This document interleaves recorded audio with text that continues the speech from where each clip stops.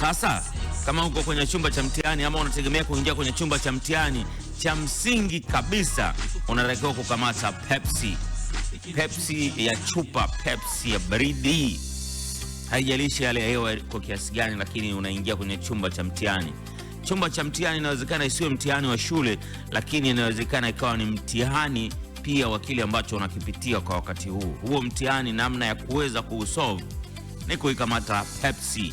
Pepsi ambayo inakufanya wewe uweze kusolve huo mtihani zaidi ya vile ambavyo wewe unafikiria. Pepsi inakutatulia hilo tatizo sasa hivi.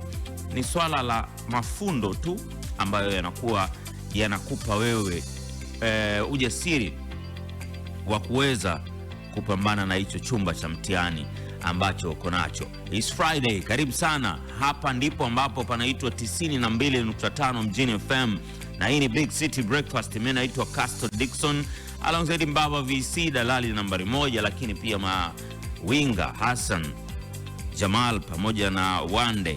Tuko hapa mpaka saa 3 kamili za asubuhi.